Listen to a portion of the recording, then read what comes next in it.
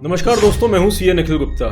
GST में एक बहुत इंपॉर्टेंट क्वेश्चन, क्या अगर कोई व्यक्ति जीएसटी में कोई ऑफेंस करता है तो क्या जीएसटी ऑफिसर उसको अरेस्ट कर सकते हैं, और अगर कर सकते हैं तो किन कंडीशंस पर अरेस्ट कर सकते हैं। साथ में डिपार्टमेंट की क्या रिस्पॉन्सिबिलिटी है, क्या ड्यूटी है अगर वो किसी व्यक्ति को अरेस्ट करते हैं, उस व्यक्ति के क्या राइट्स हैं अगर वो अरेस्ट होता है, एंड मोस्ट इंपॉर्टेंटली कि यदि किसी व्यक्ति को डर है, उसको शंका है, इफ ही फेयर्स कि उसे अरेस्ट किया जा सकता है, तो क्या वो कोर्ट से एंटिसिपेटरी बेल ले सकता है। ये सारे सवाल बहुत इंपॉर्टेंट हैं और इन सबका जवाब अभी ऑनरेबल सुप्रीम कोर्ट ने दिया है in case of Radhika Agarwal versus Union of India.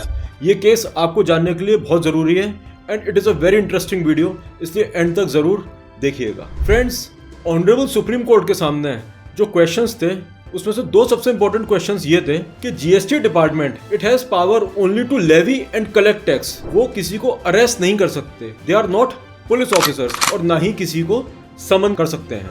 साथ में ये भी प्ली दी गई थी कि जो जीएसटी डिपार्टमेंट है उसे अगर लगता है कि किसी व्यक्ति ने कोई ऑफेंस किया है जिसकी वजह से अरेस्ट करना चाहिए तो वो सीधे उसको अरेस्ट कर लेते हैं।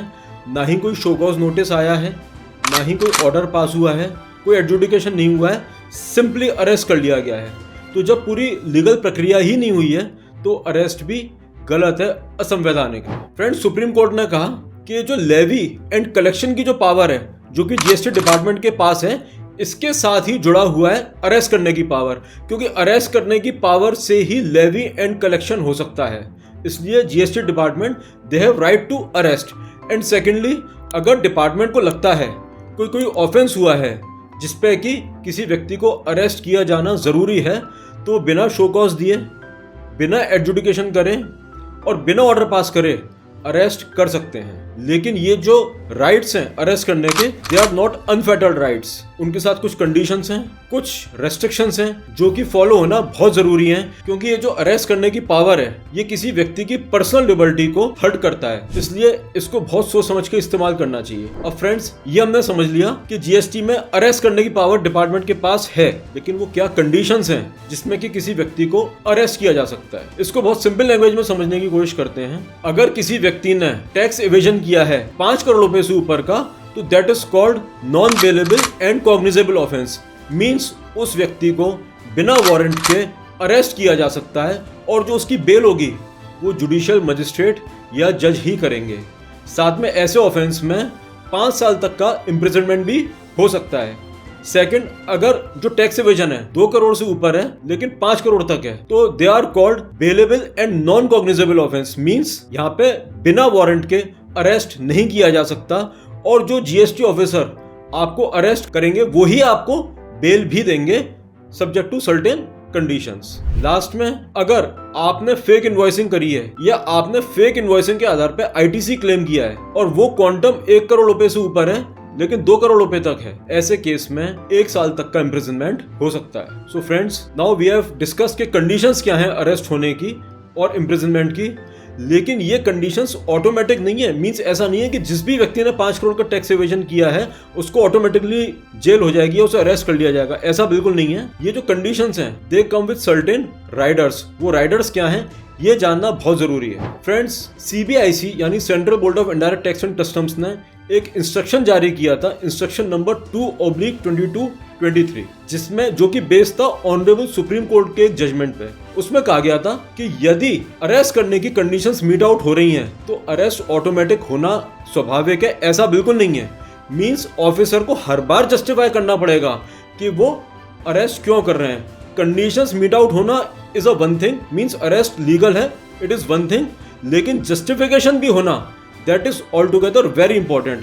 And arrest can not be made casually या हर केस में अरेस्ट हो जाए, ऐसा बिल्कुल भी नहीं है। डिपार्टमेंट के पास में मटेरियल होना चाहिए, they should have material in possession, जिसके आधार पे ऑफिसर ये डिटरमाइन करेंगे that they have reason to believe कि जिस व्यक्ति को अरेस्ट करना चाह रहे हैं जेन्युइनली उसी ने ऑफेंस किया है, किसी और व्यक्ति ने नहीं किया है। और अगर उसे अरेस्ट नहीं किया गया तो हमारा जो इन्वेस्टिगेशन है वो हल्ट हो जाएगा। हो सकता है वो साक्ष्यों को मिटाए, या हो सकता है वो विटनेस को इंटिमिडेट करे, विटनेस को डराए धमकाए, या फिर हो सकता है कि वो इन्वेस्टिगेशन में कोऑपरेट नहीं कर रहा हो। या हो सकता है वो भगोड़ा हो जाए, देश छोड़ के भी भाग सकने की अगर उसकी संभावना है, तो ऐसे केस में अरेस्ट जस्टिफाई है और डिपार्टमेंट को इस्टेब्लिश करना पड़ेगा। Now friends, coming to the rights of the person who is being arrested.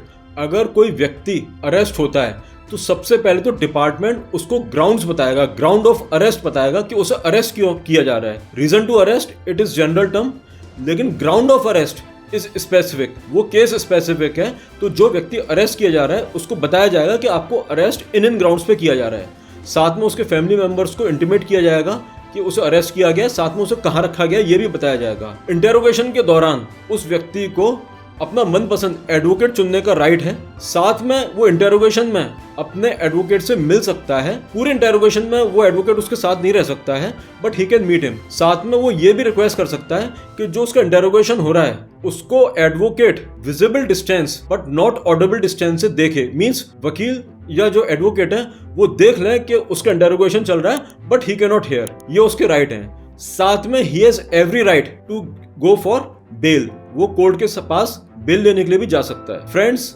ये जो अरेस्ट करने की पावर है it is subject to judicial review. Means honourable courts across India वो संज्ञान ले सकते हैं कि क्या ये जो अरेस्ट किया गया है ये जुडिशियली सही है, पूरी कंडीशंस मीट आउट हो रही हैं। और अगर कोर्ट्स को लगता है कि नहीं कंडीशंस मीट आउट नहीं हुई हैं तो अरेस्ट को इलीगल भी घोषित कर सकते हैं। And friends, coming to the last point कि क्या आप एंटिसिपेटरी बेल ले सकते हैं अगर आपको डर है कि जीएसटी ऑफिसर्स आपको अरेस्ट कर सकते हैं। So whether you can go for anticipatory bell? Yes, definitely. Supreme court ने कहा, ऑनरेबल कोर्ट ने कहा कि एंटिसिपेटरी बेल लेना आपका राइट है, और अगर आपको लगता है कि शंका है आपको कि आपको अरेस्ट किया जा सकता है then definitely you can go for anticipatory bail. So friends, I hope कि ये वीडियो आपको बहुत इन्फॉर्मेटिव लगा होगा, और अगर जीएसटी में कोई भी इन्फॉर्मेशन आपको चाहिए, कोई भी क्वेरी आपकी, then please feel free to write to us. We'll be very happy to help you. Thank you.